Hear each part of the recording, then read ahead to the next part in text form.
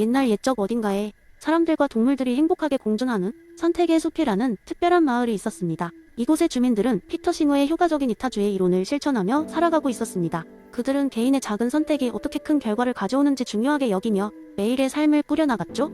먼저 이 마을의 중심에는 선택의 나무, 나는 특별한 나무가 있었는데 이 나무는 주민들이 각자 결정한 선택의 총체를 매일 밤 아름다운 빛으로 표현해 주었습니다. 예를 들어 누군가가 빈곤한 이웃을 위해 자신의 점심을 양보하면 나무에서 빛나는 초록 잎이 하나 더 생겨났고, 반대로 사리사욕을 챙기기 위한 선택을 했을 때는 잎이 시들어갈 때도 있었죠. 이 나무는 주민들에게 그들이 선택이 공동체에 어떤 영향을 끼치는지를 시각적으로 보여주었기에 주민들은 더 나은 선택을 하기 위해 계속 고민하게 되었습니다. 마을에는 루카스, 나는 약간은 엉뚱하지만 마음 따뜻한 농부가 있었습니다. 그는 하루는 선택의 나무 아래에서 잠시 쉰 뒤 두루마리를 들고 풀밭에 앉아 기록하기 시작했습니다. 오늘은 닭장을 확장할까? 아니면 나가서 마을 사람들을 도울까? 그는 자신의 시간과 자원을 어떻게 사용하는 것이 최대한의 선을 행할 수 있는지 고민하고 있었죠. 루카스의 고민을 들은 소피아, 나는 현명한 노부인은 그에게 다가와 조언을 해주었습니다. 루카스, 내 선택이 좋은 영향을 미친다면 닭장도 믿고 맡길 수 있지. 하지만 내가 어디에 시간을 쓰느냐에 따라 세상이 변할 수 있다는 걸 기억해야 하네. 지금 당장 닭장을 지으면 넌 당장의 이익을 얻겠지만 그 시간이 마을 아이들에게 농업을 가르치는 데 쓰인다면 그들은 훗날 이 마을의 미래가 될 걸세. 루카스는 소피아의 말을 듣고 가만히 생각해 보았습니다. 그리고 농장을 잠시 내려두고 마을 아이들을 위한 작은 농업학교를 열기로 결정했지요. 그는 아이들과 함께 시간을 보내면서 그들이 미래의 농부, 과학자, 지도자로 성장하도록 도왔고, 그 결과 몇 년 후 마을은 더욱 풍요롭고 번영하게 되었습니다. 이 모든 결과는 바로 루카스의 선택 덕분이었습니다. 매년 마을 축제가 열리던 날, 선택의 나무는 누구의 선택이 가장 효과적인 긍정적 변화를 가져왔는지 그 선택의 별을 가리켜 알려주었습니다. 루카스의 별이 반짝일 때마다 사람들은 그의 선택에 대해 다시금 감사하며 그를 칭찬했습니다. 선택의 숲은 이러한 이야기들을 통해 피터 싱어의 효과적인 이타주의가 무엇인지 깨달았습니다. 개인의 모든 선택이 공동체의 삶의 작은 돌 하나가 되는 것처럼 서로의 선한 마음이 모여 커다란 파도를 일으킬 것이라 믿었던 마을 사람들은 언제나 현명한 선택을 하려 노력했습니다. 그리고 그들의 이야기는 주변 마을로 퍼지면서 더 많은 사람들에게 영감을 주었답니다. 그래서 이곳의 주민들은 늘 말하곤 했습니다. 당신의 작은 선택이 세상을 바꿀 수 있다면 과연 무엇을 선택하시겠습니까? 두 번째 이야기, 엘리자베스 앤스콤의 의도 이론에 대한 재미있는 이야기를 해볼까요? 이것은 상상 속의 작은 마을인 윌로우 빌리지에서의 사건입니다. 윌로우 빌리지는 평화로운 작은 마을로 사람들은 매년 여름 산딸기 축제를 열곤 했습니다.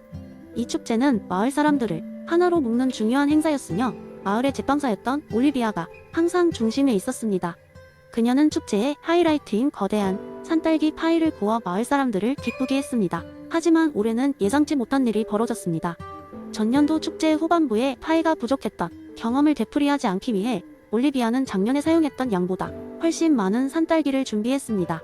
그리고 준비한 산딸기의 양을 보며 그녀는 흡족한 마음으로 빵을 굽기 시작했습니다. 이튿날 아침, 마을 광장에 사람들이 모여들기 시작했고 올리비아는 정성껏 파이를 자르고 준비했습니다.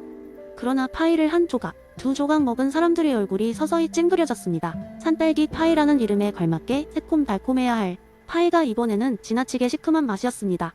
알고 보니 올리비아가 급하게 준비하느라 산딸기와 레몬즙을 헷갈려 과도하게 넣었던 것이었습니다. 마을의 나이든 현자 아저씨인 토머스가 상황을 본 후 입을 열었습니다. 올리비아의 의도를 생각해보자고. 그녀는 마을 사람들에게 최고의 파이를 제공하고 싶었을 뿐 모두를 시큼하게 만들 생각은 아니었잖아.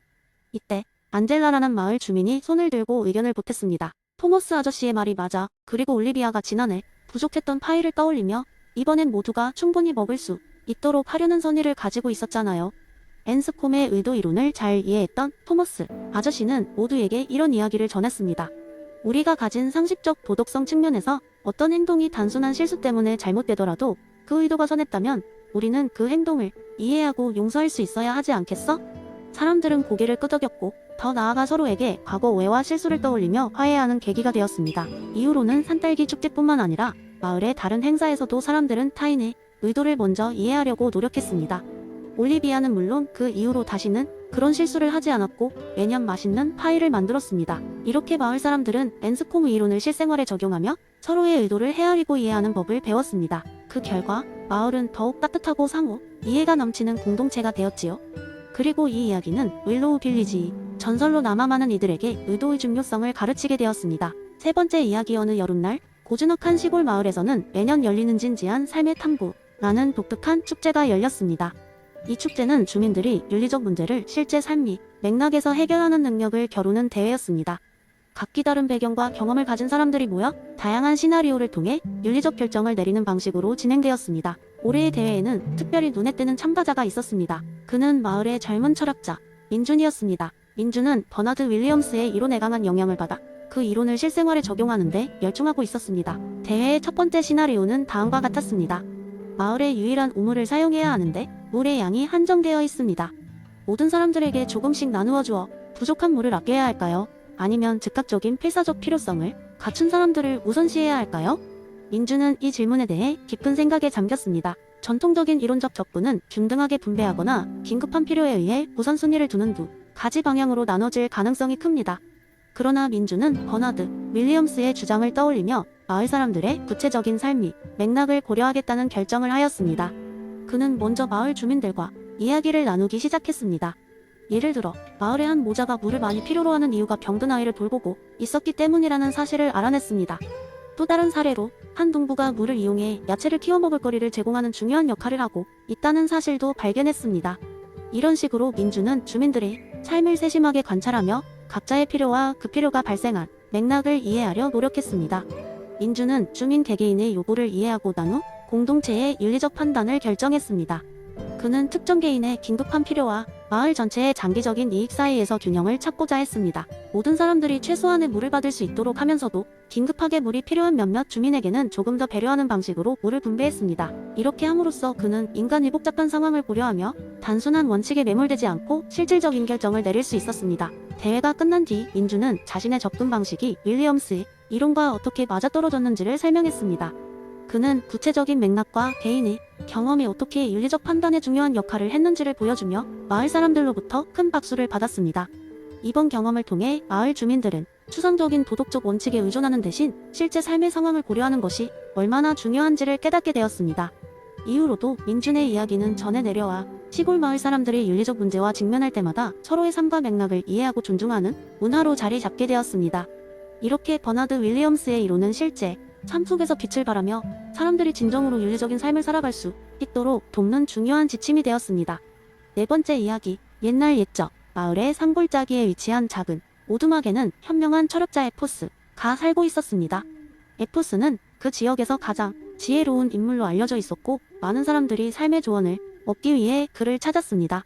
어느 날 마을에서 가장 유쾌한 농부인 타노스가 에포스를 찾아왔습니다. 그는 근심 가득한 얼굴로 에포스에게 자신의 이야기를 풀어놓기 시작했습니다. 에포스 선생님, 요즘 저는 너무나 머리가 아픕니다. 옆집에 사는 이웃집 개가 날마다 제 밭에 들어와 작물을 망쳐놓습니다. 그 개가 오는 것만 떠올려도 마음이 불안하고 화가 치밀어 오릅니다. 도대체 어떻게 해야 이 상황을 극복할 수 있을까요?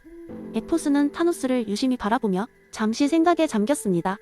그리고는 차분하게 타노스에게 말했습니다. 타노스여, 지금 당신이 가지고 있는 문제는 당신의 내면과 외부의 세계 사이의 경계가 혼합되어 생겨나는 것입니다. 그렇다면 우리가 그것을 어떻게 구분할 수 있는지 예를 들어봅시다. 에포스는 타노스를 데리고 오두막 뒤편의 언덕 위로 그를 안내했습니다. 언덕 위에는 오랜 세월 동안 바람과 비를 맞으며 자라온 나무 한 그루가 있었습니다. 에포스는 나무를 가리키며 설명했습니다. 이 나무를 보십시오. 하늘에서 비가 내리고 바람이 불어올 때 나무는 그 모든 외부의 사건을 받아들입니다. 그러나 나무의 뿌리는 어디에도 흔들리지 않고 땅을 깊게 품고 있죠. 나무는 외부의 변화를 온몸으로 맞이하지만 내면의 평화는 그 뿌리에 달린 것입니다. 타노스는 고개를 끄덕이며 에포스의 말을 이해하려고 애썼습니다. 에포스는 계속해서 설명했습니다. 이 세상에는 두 가지 종류의 일이 있답니다. 우리가 통제할 수 있는 것과 통제할 수 없는 것이죠. 당신이 통제할 수 없는 것은 그 이웃집 개가 마음대로 당신의 밭에 뛰어드는 것입니다. 하지만 당신이 통제할 수 있는 것은 그 상황에 어떻게 반응하는가 하는 것이죠. 당신의 내면, 당신의 감정, 당신의 선택은 언제나 당신의 손안에 있답니다. 타노스는 에포스의 손을 꼭 잡으며 고개를 끄덕였습니다. 그는 집으로 돌아가면서 깊은 생각에 잠겼습니다. 하루하루가 지나면서 그는 조금씩 변하기 시작했습니다. 개가 밭에 들어오는 일을 막기 위해 울타리를 설치하고 화가 날 때마다 마음을 다스리며 자신의 감정을 관리하는 법을 익혔습니다. 그는 마침내 자신의 내면을 통제하는 법을 터득했고 그로 인해 마음의 평화를 찾게 되었습니다. 몇 개월이 지나고 다시 에포스를 찾아온 타노스는 더 밝은 얼굴로 그를 찾아와 말했습니다. 선생님, 당신의 지혜가 저를 구원했습니다. 저는 이제 더 이상 그 때문에 화가 나지 않습니다. 오히려 그 덕분에 내면이 힘을 키울 수 있었답니다. 에포스는 미소를 지으며 타노스를 칭찬했습니다. 잘했소, 타노스. 당신은 내부와 외부의 구분을 이해하게 되었소. 이제 당신은 어떤 폭풍이 닥쳐와도 흔들리지 않는 나무처럼 견고하게 서 있을 것이오. 이렇게 해서 타노스는 에포스의 지혜로운 가르침 덕분에 스스로의 내면을 강화할 수 있었고, 그는 마을에서도 가장 침착하고 평화로운 사람 중 한 명으로 존경받게 되었습니다. 이야기는 여기서 끝났지만 에포스의 이론은 이후로도 많은 이들에게 내면의 평화를 찾는 방법을 가르쳐주는 계기가 되었습니다.